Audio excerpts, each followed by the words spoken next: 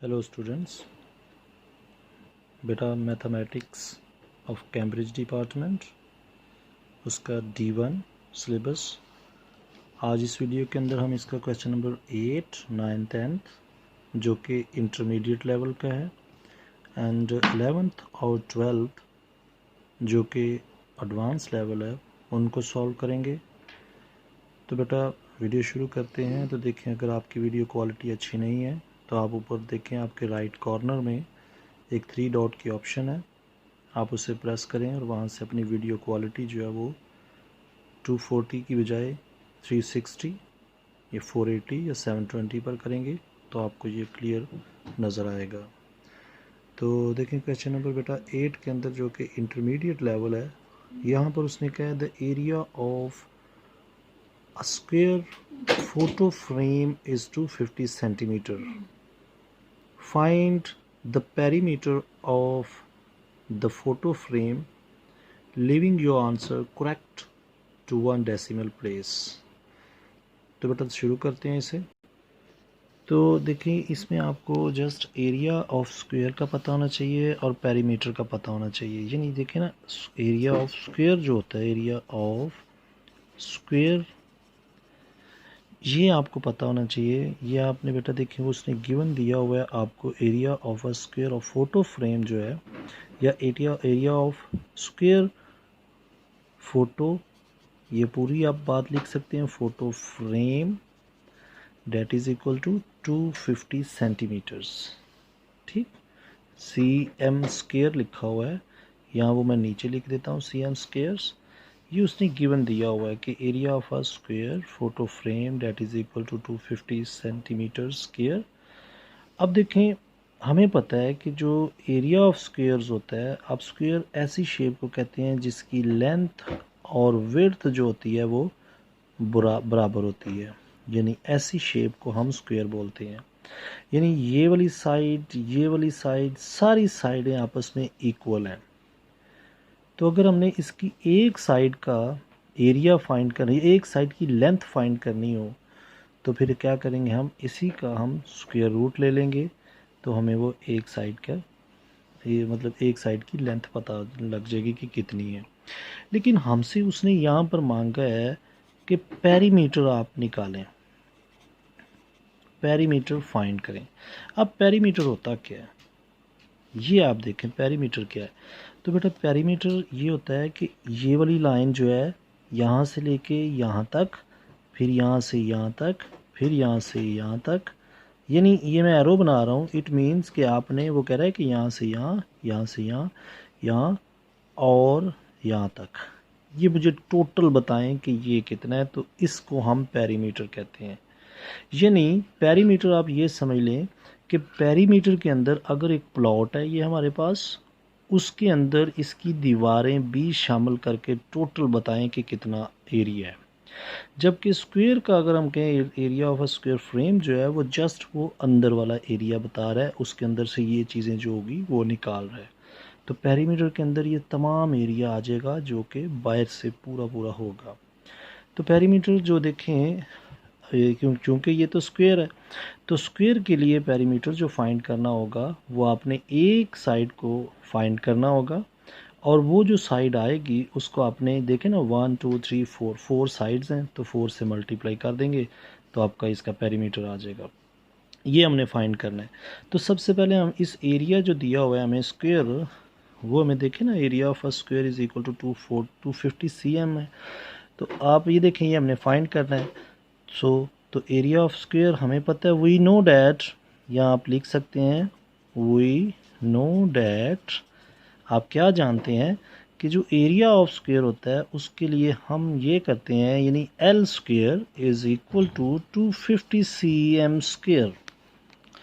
ठीक, तो बेटा जी ये तो हमने L स्क्वायर जो कि इसका फॉर्मूला वो लगाया। ठीक, यानी L square is equal to 250 sorry, ये क्या है, इसका टोटल एरिया है। और L स्क्वायर ये इसका फॉर्मूला होता है, यानी लेंथ इंटू लेंथ अगर करेंगे तो L स्क्वायर होता है, ये एरिया ऑफ स्क्वायर को ज़ाहिर करता है। अगर हम इसका अंडर रूट लेते हैं बोथ साइड, ये देखें ना, स्क्वायर रूट बोथ साइड, तो देखें L का स्क्वायर हमें जस्ट एल चाहिए, यानी एल मीन कि एक साइड की लेंथ चाहिए। तो 250 का भी हम ले लेंगे अंडर रूट। तो अब देखें आपके सामने मैं अगर 250 का अंडर रूट लेता हूँ तो क्या आता है, under root 250 that is equal to, देखें क्या आया मेरे पास 15.81।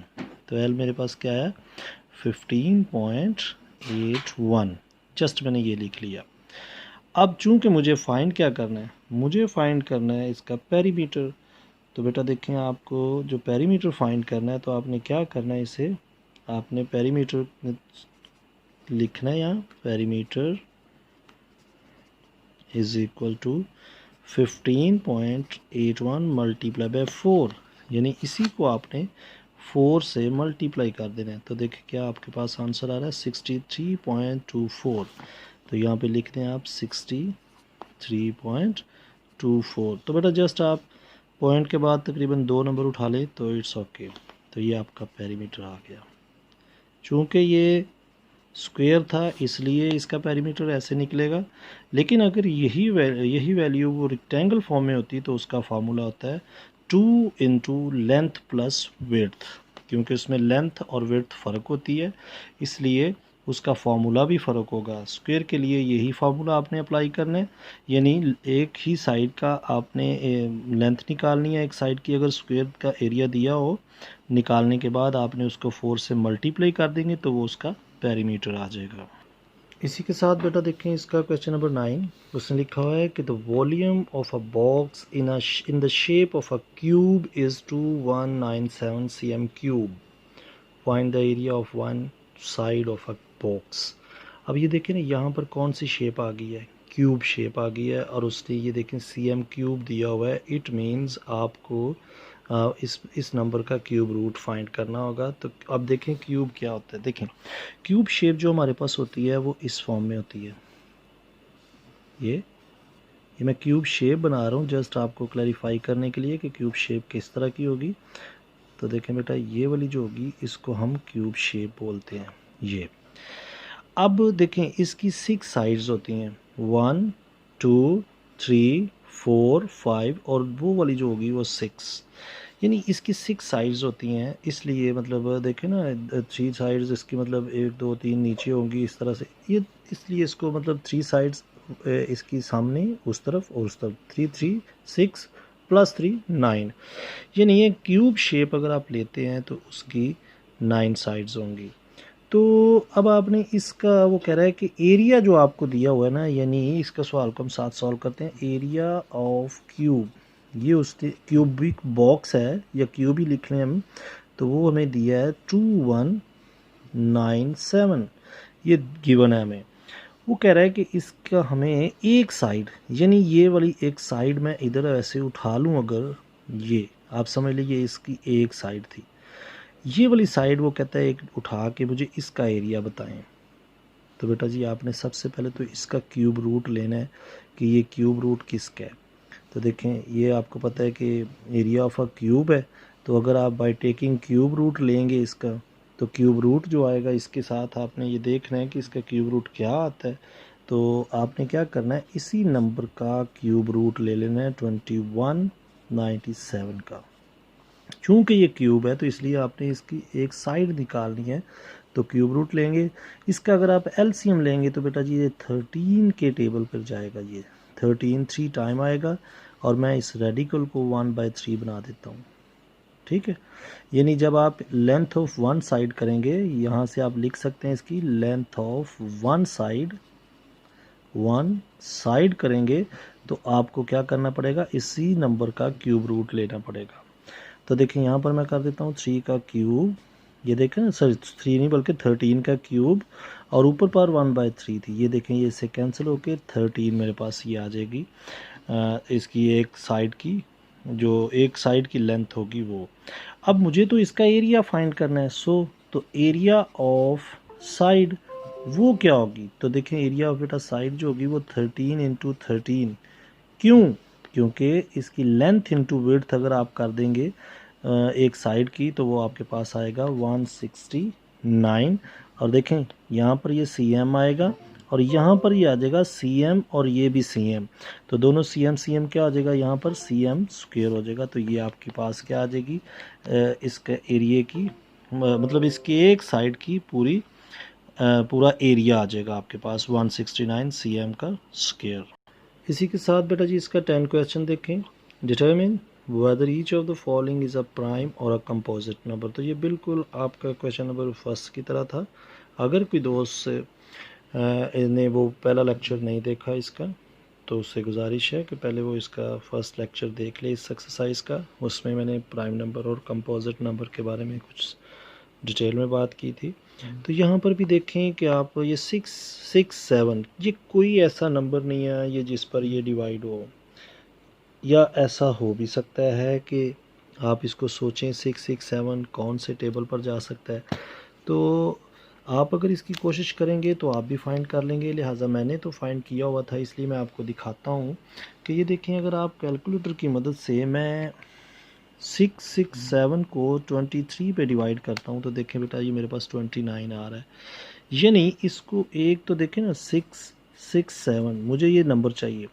अगर मैं 667 को 1 से मल्टीप्लाई करूँगा तो ये नंबर आएगा, एक तो ये इसका पेयर हो गया।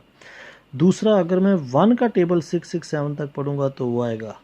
एक और है कि 23 का टेबल अगर आप 29 तक पढ़ेंगे तो ये आपके पास आ रहा है, और अगर 29 का टेबल अगर आप 23 पर पढ़ेंगे तक लेके जाएंगे तो ये भी फिर भी याद। तो देखें इसके प्राइम फैक्टर्स जो है जो इसके मल्टीपल्स थे वो क्या हो गए, 2 से ज़्यादा हो गए हैं ना, बल्कि 4 बन रहे हैं। इसमें मैंने 1 का नहीं लिखा तो समझ लें कि ये क्या है, ये प्राइम नंबर नहीं है बल्कि ये कंपोजिट नंबर है।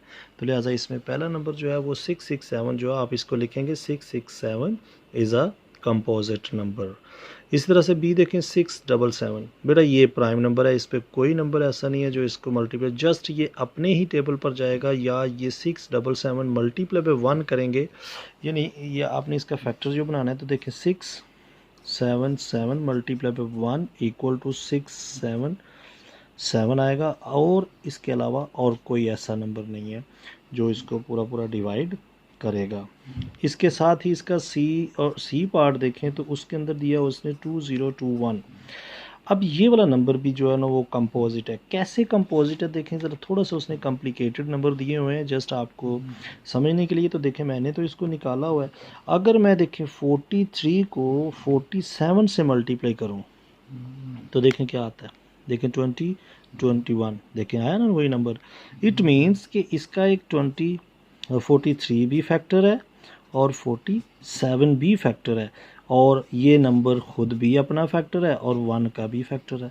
तो देखिए 1 2 3 4 फैक्टर्स इसके बन गए ना। अगर इसको हम 47 से करेंगे तो 21 आएगा, अगर हम 47 को 43 से करेंगे तो हमारे पास 2021 आएगा। 21 को अगर हम 1 से करेंगे तो 2021 आएगा, और इसी तरह से अगर हम 2021 को 1 का टेबल लेकर जाएंगे तो 2021 आपके पास आए। तो लिहाजा क्या लिखेंगे इसे कि 2021 is a composite number. Just आप इसके एंड पे ये लिख देंगे कि ये कंपोजिट नंबर है। इसके साथ इसका एंड वाला जो पार्ट है वो है 2027, ये डी पार्ट। तो बेटा ये कोई भी ऐसा टेबल नहीं होगा जिस पर ये नंबर जाता होगा, तो लिहाजा आप लिखेंगे 2027 is a prime number. Just आप उसके ऊपर ये लिखेंगे कि ये एक प्राइम नंबर है। तो ये इसका आंसर आ गया। यहाँ से ये ABCD आपने देख लिए। इसमें से मैं आपको बुक में भी दिखा देता हूँ। इसका जो फर्स्ट नंबर है ये आपका कंपोजिट है, क्योंकि ये आपका पेयर जो बना था ये अभी हमने बनाया था इसका 23 और 29 बनाया था, जबकि ये आपका जो था वो प्राइम नंबर है। ये आपका कंपोजिट नंबर था क्योंकि 2021 के 4 पेयर बने थे, और ये 2027 जो है ये आपका प्राइम नंबर है। इसी के साथ हम इसका क्वेश्चन नंबर 11 और 12 देखते हैं। तो बेटा जी क्वेश्चन नंबर 11 में देखें एडवांस्ड लेवल है, यानी उसने कहा है कि if P and Q are whole numbers such that P multiply by Q करें तो वो इक्वल टू 37 आ रहा है। Find the value of P plus Q, explain your answer. अब देखें P मल्टीप्लाई बाई Q उसने कहा कि ये 7 नंबर आ रहा है। और ये 37 क्या है? ये बेटा जी आप यहाँ याद रखें कि ये एक प्राइम नंबर है, ये प्राइम नंबर है। यानी अगर ये प्राइम नंबर है तो 37 यानी P मल्टीप्लाई बाई Q क्या करें, कौन से दो नंबर होंगे कि 37 आए? तो ऐसे तो कोई भी नंबर नहीं है जिन पर P मल्टीप्लाई बाई Q करेंगे तो 37 आएगा। तो क्या शर्त हो सकती है? देखिए ना, उसने कुछ ऐसा नंबर्स दे दिए हैं, वो कह रहा है कि P और Q कुछ ऐसे नंबर्स हैं जिनको मल्टीप्लाई करें तो 37 आ रहा है। तो मैं इसमें सपोज़ कर लेता हूँ कि P जो है वो मेरे पास 37 है and Q is equal to मेरे पास 1 है। अब देखें ना, अगर हम यहाँ पर इन दोनों की वैल्यूज़ लगाते हैं, देखें 37 इंटू Q, Q क्या है, डेट इज़ इक्वल टू 1। तो देखें तभी आंसर इसका 37 आ रहा है। अदरवाइज़ अगर आप यहाँ पर कोई भी ऐसा दूसरे नंबर नहीं ऐसे लिख सकते जिनको मल्टीप्लाई करने से 37 आ रहा हो।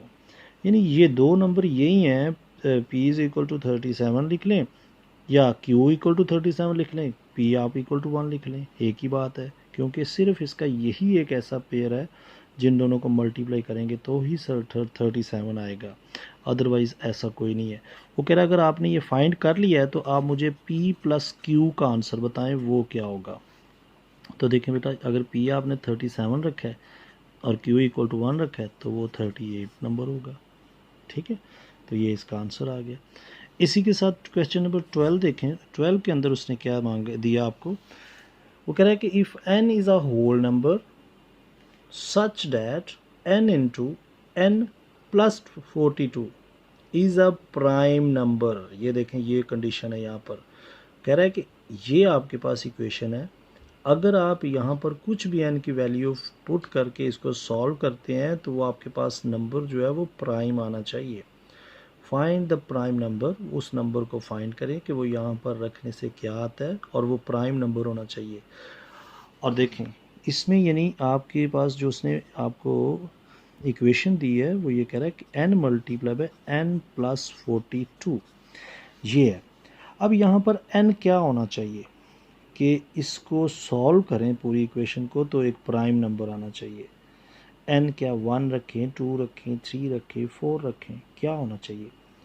ठीक, इफ़ n इज़ गिवन, अगर देखिए ना n इसमें गिवन है तो n अगर आप एक प्राइम नंबर आए तो हम क्या रख सकते हैं इसके अंदर के, मतलब वो क्या होना चाहिए? तो आप ये कहेंगे कि ये वाली condition is a prime number only possible when n is equal to 1. This condition is only possible when n is equal to 1. देखें इसे, 1 मल्टीप्लाई बाय 1 प्लस 42 ये मैंने रख दिया। अब देखें इसे सॉल्व करें ज़रा, देखें इन दोनों को मल्टीप्लाई प्लस करेंगे, देखें ना दोनों प्लस हो रहे हैं तो 43 आ रहा है। 43 को आप 1 से करें मल्टीप्लाई तो 43 ही आएगा। और ये क्या है, ये एक प्राइम नंबर है। अगर मैं इसकी जगह 2 रख दूँ तो देखें 2, यहाँ भी 2, यहाँ भी 2 आएगा तो ये 44 हो जाएगा। 44 को आप 2 से मल्टीप्लाई करोगे तो 88 आ जाएगा, तो जो कि एक इवन नंबर होगा, यानी प्राइम नंबर नहीं होगा, बल्कि उस पर तो बेशुमार टेबल जाते होंगे, वो तो प्राइम नंबर नहीं होगा। तो ये इसमें जस्ट इसमें 1 ही ऐसा नंबर होगा जिसको पुट करने से ये आपका नंबर 43 एक प्राइम नंबर आ रहा है। तो ये एक प्राइम नंबर है। तो बेटा ये जस्ट इसमें आपने अप्लाई करना है कि ये कंडीशन जो आपने गिवन में दी हुई है ये उसी वक्त पॉसिबल होगी जब n इज़ इक्वल टू 1 होगा। तो 1 अगर आप इस कंडीशन में लगाएंगे, इसी फार्मूले के अंदर जो उसने गिवन है इसमें लगाएंगे, तो देखें आपके पास जो 43 आएगा वो एक प्राइम नंबर होगा जो कि उसकी रिक्वायरमेंट के मुताबिक था। तो यहाँ पे आपकी ये इक्वेशन जो 1A है एक्सरसाइज वो कंप्लीट हो गई है। तो मैं उम्मीद करता हूँ कि आपको इसकी बड़े अच्छे तरीके से समझ आई होगी। तो बेटा अगर वीडियो पसंद आए तो लाइक ज़रूर किया करें। अगर कोई दोस्त न्यू है तो वो चैनल को सब्सक्राइब करे, ताकि जैसे ही मैं इसके 1B 1C जितनी भी इसकी एक्सरसाइज हैं इंशाल्लाह मैं सभी एक एक क्वेश्चन को आपके लिए सॉल्व करूँगा। तो वो उसी सूरत में पॉसिबल हो सकता है जब आप वीडियो को लाइक करेंगे और चैनल को सब्सक्राइब कर लेंगे, तो इंशाल्लाह मेरी हर वीडियो आप तक बगैर किसी रुकावट के पहुंचती रहेगी। Okay, God bless you all, take care.